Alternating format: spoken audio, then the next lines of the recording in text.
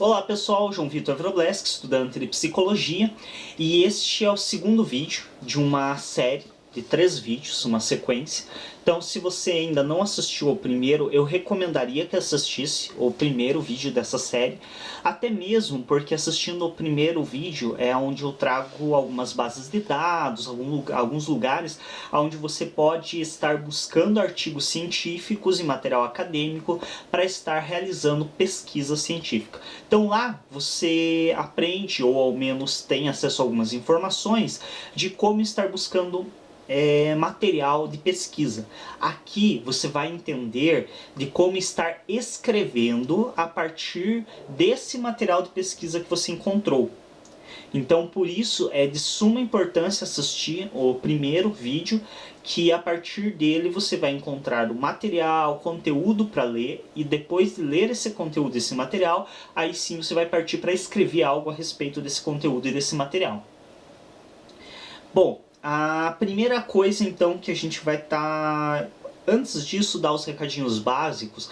Se inscreva no canal para ter acesso a todo o conteúdo do canal, para ter acesso às novas postagens, para também ter o endereço registrado, porque muitas vezes você gosta do conteúdo e daqui a algum tempo você acaba esquecendo. E principalmente esse conteúdo dessa série é muito útil para todas as áreas, mesmo que não seja, você não seja da área de psicologia, pesquisa acadêmica você vai fazer em qualquer curso na academia. Então qualquer curso você vai fazer pesquisa acadêmica. E essa série de vídeos, ela é realmente com essa utilidade, então a maioria vai acabar usando ela assim que ingressar em uma universidade ou uma faculdade. Bom, então, às vezes você esquece qual era o endereço de onde estava esse vídeo, e tendo a inscrição você já tem registrado todas as inscrições, então você acha com maior facilidade. Enfim, também se esse vídeo lhe for útil, clique em gostei para nos ajudar a destacá-lo e a mais pessoas terem acesso. Então a primeira coisa que a gente vai falar a respeito é em relação realmente à escrita. Então eu vou me basear por artigos, mas entenda-se que isso é aplicável tanto para artigo acadêmico, quanto para trabalhos comuns que são entregues, resenhas, textos, questionários, todos eles seguem um padrão muito próximo disso. O que muda é realmente o conteúdo, mas o padrão de questões de normas, de questões realmente de configurações e de formatações são muito próximos. Então isso é útil para qualquer trabalho que você for desenvolver. Primeira coisa importante de falarmos. As normas são variáveis. Então uma das normas que a gente tem para escrita de trabalhos acadêmicos, científicos e escolares é a ABNT. Só que a ABNT é uma coisa que ela se mete em muita coisa. Então ela quer normatizar tudo. E acaba que nem todo mundo concorda com todas as normas dela. Então o que acontece? Muitas instituições desenvolvem seu próprio código de normas para impressão de trabalhos acadêmicos. Então é importante que você tenha a noção que existe a ABNT, ela dá um norte. Então se você não tem nenhuma norma na instituição que você está, a ABNT é a mais recomendada a ser utilizada. Ela é facilmente encontrada gratuitamente em PDF, as normas da ABNT. E as variações que tem, por exemplo, nós da área de psicologia temos nossa própria norma, que é da APA, se não me engano, que é a Associação de Psicologia, alguma coisa. Então, nós temos um código de normas de publicação do próprio curso de psicologia, da própria área de psicologia. Eu me formei, inclusive, em uma instituição que tinha também sua própria normativa, que é o IF, o Instituto Federal. Então o Instituto Federal ele tem um código de normas próprio, mas todas essas normas elas têm esse norteio muito pela ABNT. Então mesmo que hajam variações, tem algumas coisas que são muito clássicas e estão presentes em todas elas, então as variações são pequenas. Então se você entender a ABNT, você já tem um bom norte por onde começar e somente vai precisar se adequar. As revistas, quando você vai fazer publicação de artigo científico, cada revista tem sua própria norma.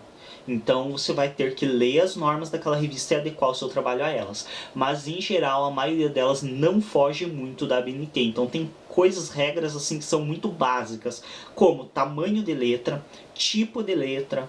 E a gente vai estar agora explorando um pouco essa questão da estrutura do texto.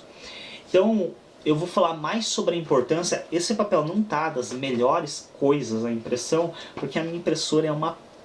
não preciso nem falar, né?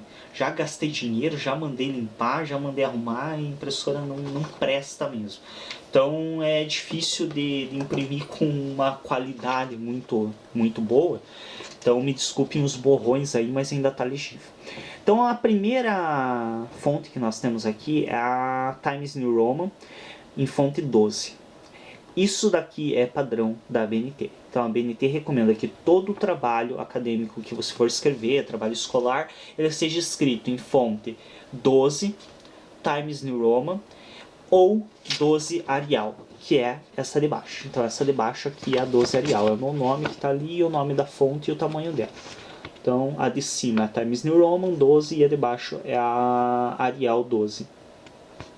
Ambas são padrões para a escrita. Então, se você tem dúvida, use uma dessas duas. Não invente, não crie. Se a tua instituição não te diz qual fonte utilizar, utilize esse tipo de fonte.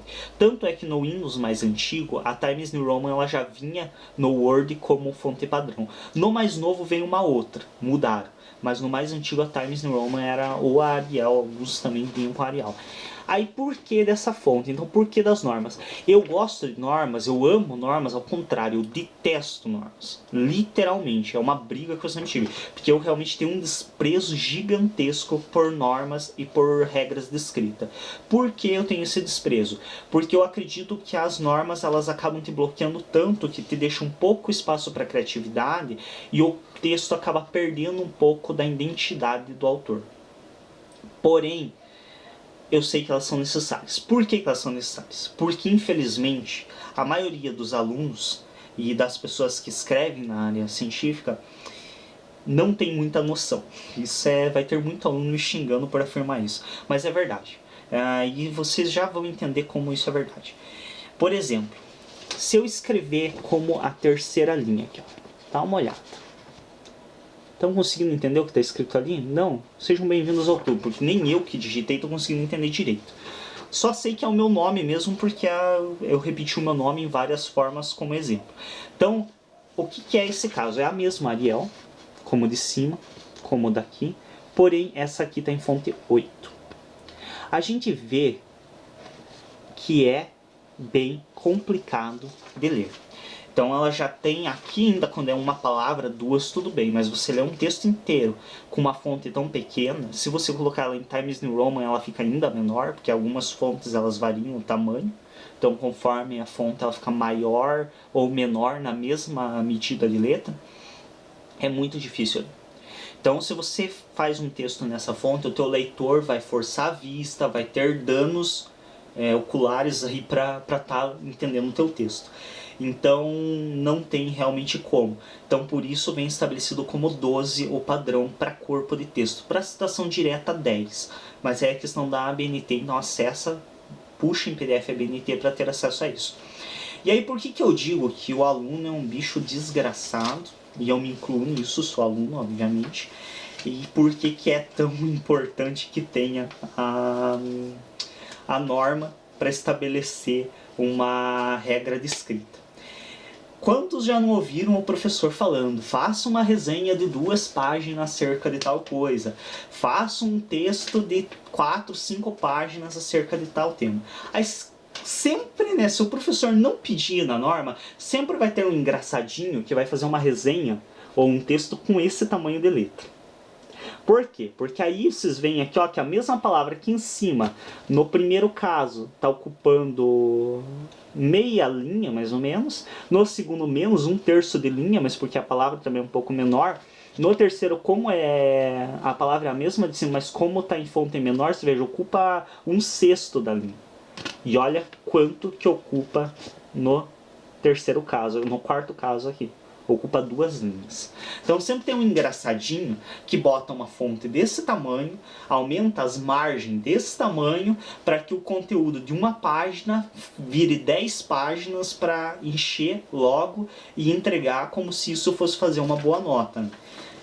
Geralmente, obviamente, a maioria dos professores que tem competência vão ler, e quando vê que o engraçadinho fez isso, pode inclusive anular e descartar o trabalho, zerar a nota, e com bons motivos, porque realmente é uma coisa muito... uma que já parte de um pressuposto antiético, então não é uma questão de moralidade, mas sim de ética. Você sabe que você está tentando ultrapassar. 2, que esteticamente, a gente já vê que é horrível uma letra desse tamanho, esteticamente. Se não for um título, uma capa, isso realmente é inviável para um corpo de texto, é uma coisa que até é feio de se olhar. E aí, falando em estética, outra coisa que é importante destacar.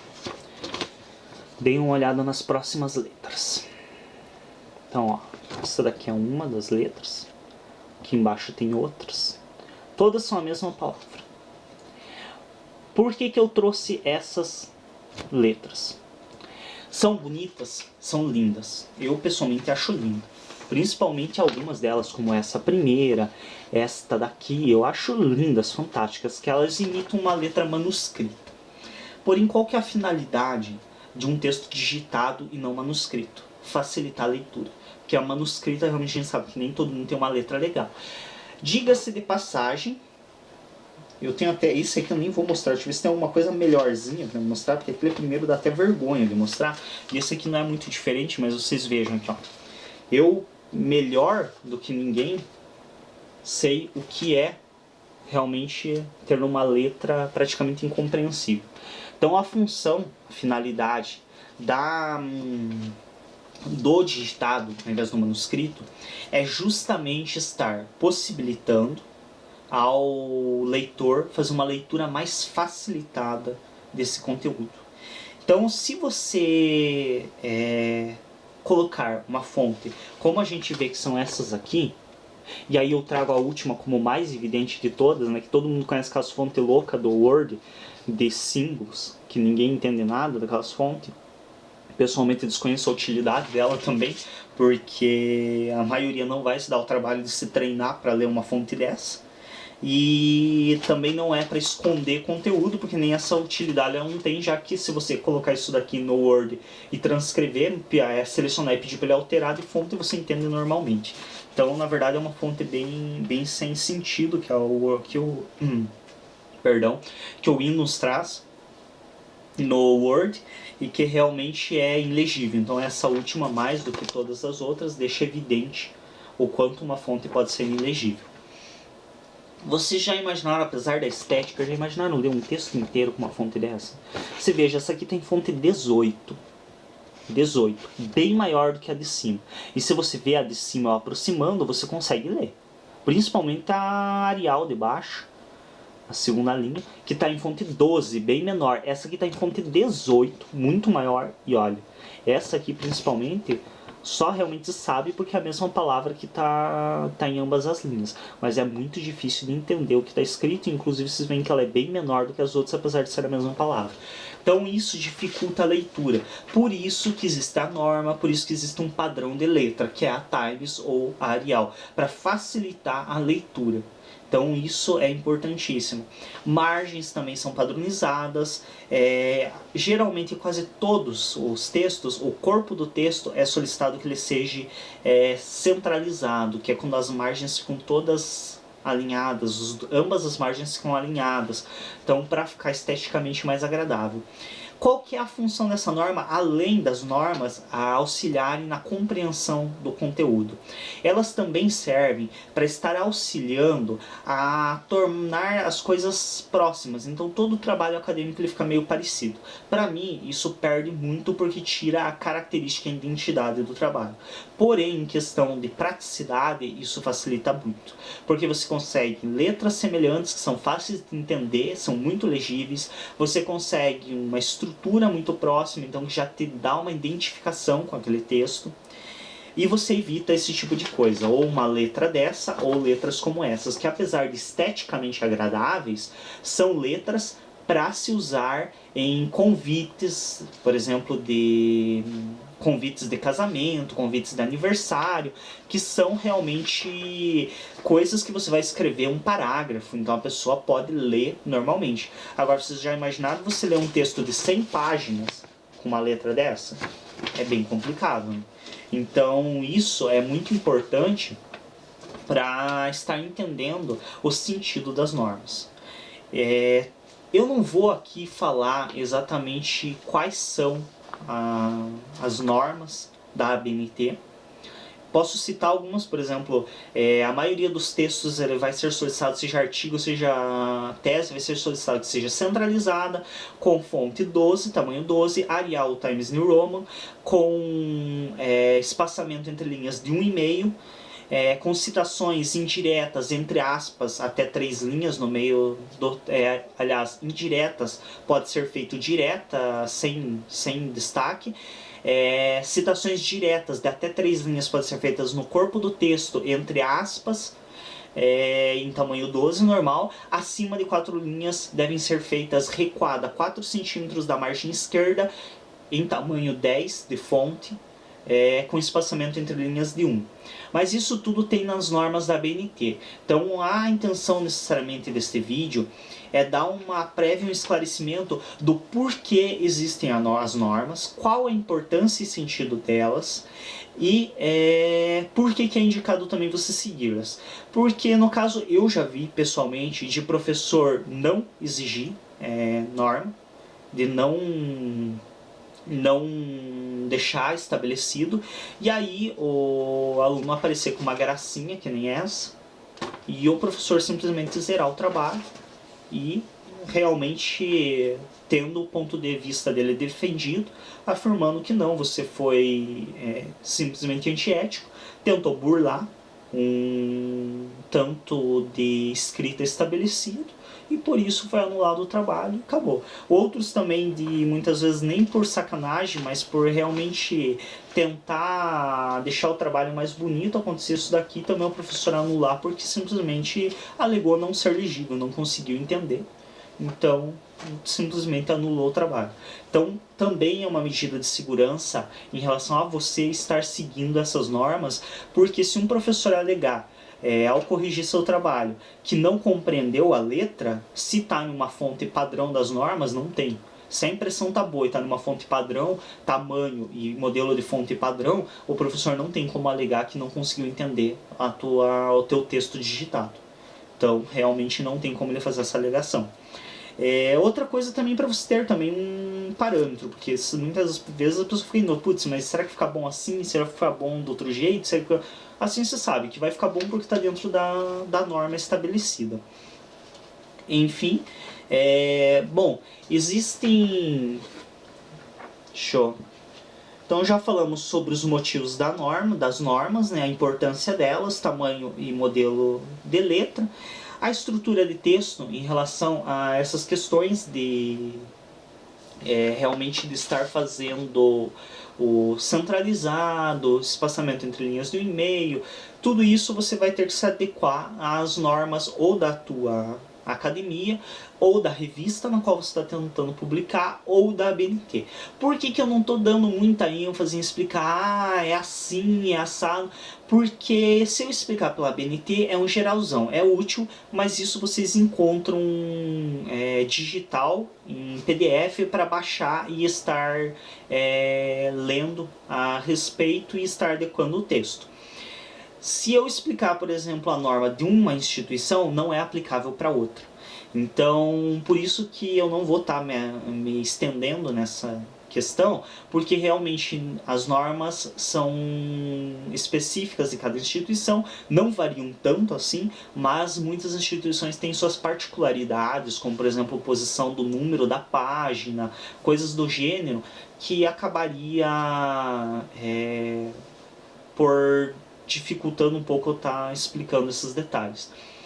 Então o mais importante é saber que padrão de letra para texto, qualquer texto, trabalho científico, acadêmico, a maioria, eu até hoje, não vou falar todas para não ser hipócrita e ignorante de não estar abordando as que eu nem conheço, mas todas as que eu tive contato até hoje, nenhuma das normas de instituição, da BNT, de outras, me deu fonte diferente de 12.